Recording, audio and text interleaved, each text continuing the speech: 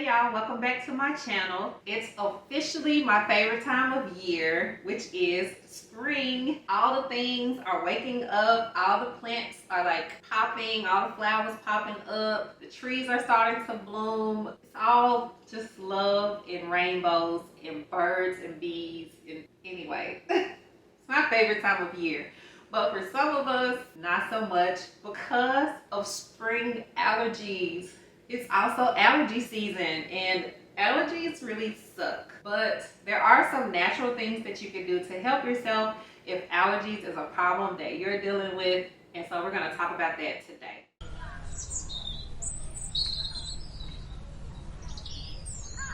People talk about seasonal allergies or spring allergies. Really, a lot of times what they're talking about is pollen.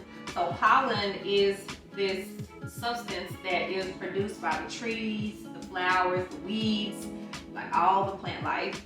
And they are making this substance, and a lot of times, I don't know about where you guys live, but where I live, sometimes you can come outside and you can actually see it. Like it accumulates on the cars and everything. It's just kind of this like powdery, greenish looking substance, and it can be pretty much everywhere. You know, even on the news, they'll give this kind of rating of the pollen level for the day so that you kind of know what you're dealing with when you step outside. This substance is really important, but it's everywhere. And so pollen in and of itself, and I'm not a medical doctor, so don't come for me, but I'm just telling you from the research that I did. Pollen is really harmless. It's not a dangerous substance, and it is fine for it to be in the air. But what is happening is that our bodies, when it comes in, our bodies don't recognize it as harmless, and it sees it as a foreign substance that must be eradicated. It has to go, because it's not a part of us and it's not supposed to be in here. This is not food, it's not nourishment. There's no reason for it to be here, and I don't know what this thing is, so it has to get out. And so our immune system kicks in to try to get rid of this foreign substance that is not supposed to be there. Now again, pollen in and of itself is not harmful, but our body doesn't necessarily know that because our body recognizes it as something that's not supposed to be there. So just like it would if there was a virus or a harmful bacteria in our bodies are trying to get rid of this pollen. So that's where the symptoms come in. It's gonna make our eyes water because it's trying to flush it out of our eye sockets. Nose is gonna run. We're gonna be hacking and sneezing and all the things. You know, the severity level for different people is different. So some of us, we may feel like we're about to die. Others not so much. And so it's just a natural part of our bodily functions, which just kind of sucks sometimes. So you just kind of need to understand your experience with it and figure out what's going to work best for you. So I have some little tips and tricks that you could try and see if they're helpful, and if not, then sorry.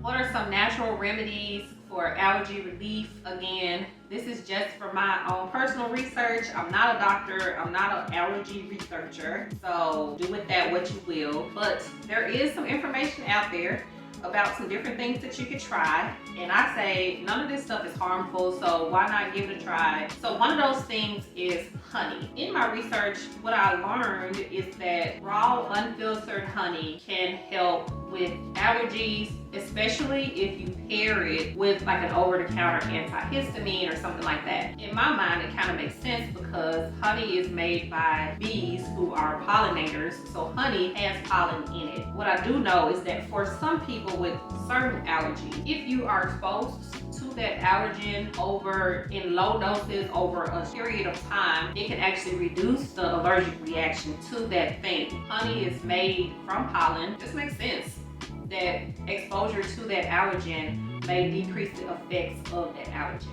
Now, if you're allergic to honey, then don't eat the honey. But if you're not allergic to honey, then I mean, it's not really gonna harm you to eat a little bit of that on a daily basis. So you can try honey if you think, buy local, buy the raw, unfiltered kind, and just, give it a try and see if it works. You can also try herbal teas like peppermint tea or green tea That can kind of help with congestion. If you can think about like menthol, kind of opens up your sinus cavity. So you can try an herbal tea that warmth. It's just going to be like warm and fuzzy on the inside, and then it can also help open this area up here and just, you know, nice goodness. So try an herbal tea if you're having some kind of sinus congestion. Also, some essential oils have like an anti-inflammatory property, so it just kind of helps to release and relieve inflammation in the body. So you can try eucalyptus oil or lavender oil. So there are some lifestyle changes that you can make and things you can do around your home to decrease your exposure to these allergens. Obviously, keeping your windows closed when the pollen is high is a good idea. That way it's not blowing into your windows and into your house. Make sure that you're cleaning on a regular basis. That's going to reduce the buildup of these allergens, of dust and pollen and things like that just kind of tend to settle around. They kind of creep into the cracks of things and just kind of settle there. So cleaning like regularly, dusting and things like that is going to help. Also using an air purifier that has a HEPA filter.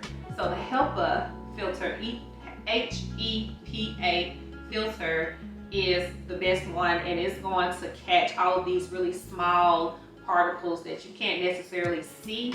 It's going to catch all of those things. So you want to make sure that you have a really good filter that can catch the small particles. Also, if you go outside and you're out there doing things, when you come home, make sure that you shower, change your clothes, and, you know, get the pollen off of you. If you can wash your hair, because it's, you know, going to build up in your hair too. If you can wash your hair, that'll help as well, just to try to get as much of the pollen off of your physical body as you can. And also, if you're going to be outside and the pollen is really high and you have really bad allergies, you may consider wearing a mask while you're outside, and that will kind of catch some of those particles as well and prevent them from you inhaling them. So that will potentially help with the sinus congestion and sneezing and coughing and things like that. For our no mask people, don't judge other people if you see them outside in a mask, because you don't really know what they're dealing with, and they may be wearing that mask because of the allergies.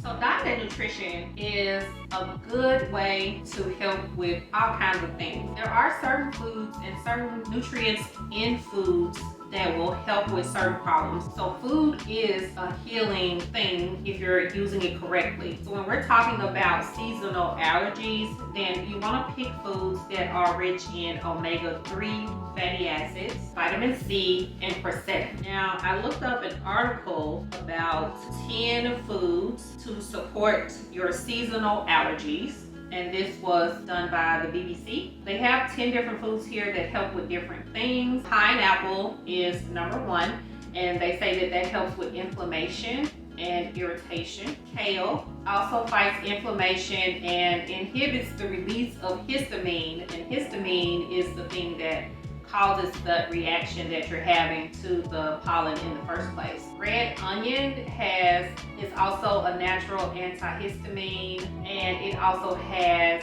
that quercetin in it. Salmon has the omega-3 fatty acids in it, and that helps to reduce inflammation in the body, and that eases the allergy symptoms like puffy eyes and the itchy throat part. I don't know how to pronounce this. Kefir, K-E-F-I-R. It says that kefir is a probiotic-rich drink that can support a strong immune system by maintaining the balance of beneficial bacteria that live in the gut. Also, local honey is listed as number 6. So again, it says that there's a belief that ingesting little quantities of local pollen during off-season months can prime the immune system to cope better during the high pollen months. Pollen is in the honey, so exposing yourself to it on a regular basis can get your body used to it being there, and maybe it won't recognize it as an enemy as much. Number 7 is garlic. And garlic is listed as a prebiotic. It soothes inflammation, but also inhibits histamine from being released as well. Ginger is number 8. It also inhibits histamine, so you can make a tea with that or use it in other ways. Turmeric is listed as number 9. It's also an anti-inflammatory and antioxidant. And then berries, so especially like the dark ones, those have a lot of vitamin C in them, and also is a natural antihistamine, so that is going to help with the itchy eyes and the itchy throat and all of that. So some of the recommendations, like the dark color ones, like blueberries, cranberries, and raspberries, are some good suggestions. So those are 10 foods that you can use as kind of like a food healing type situation that can help deal with your allergies. So some of us have allergies that are so bad that you may need to see a professional. And if you feel like you need to see a professional, by all means, please do. I am not an allergy professional, I'm a mental health professional, but I do know that severe allergies can affect your mental wellness, and so that's why I'm talking about that today. I want people to be outside. I want you to be out enjoying your life. So if there is something that you can do to help minimize this symptom that's so problematic for a lot of people, then I want you to be able to do that.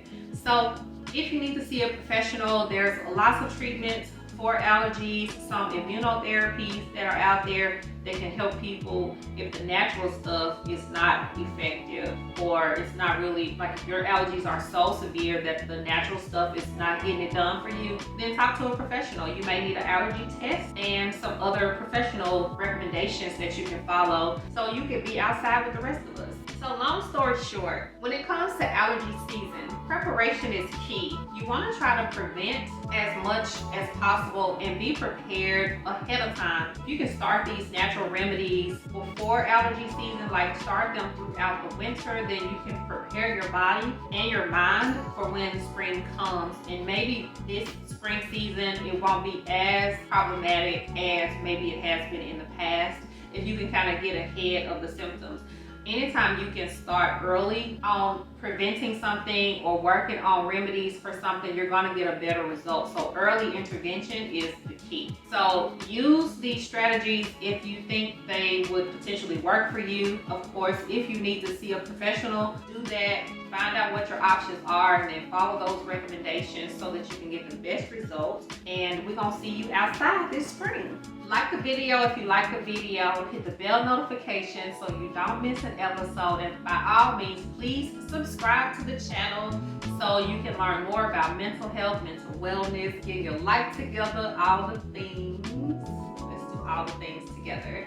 Leave a comment. Let me know, do you have allergies? Do you have other tips and tricks, things that have worked for you? I want to know, because you know, this is a big issue for a lot of people.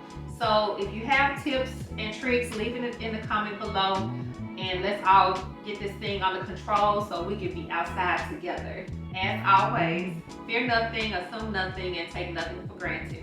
All right, y'all, go be great.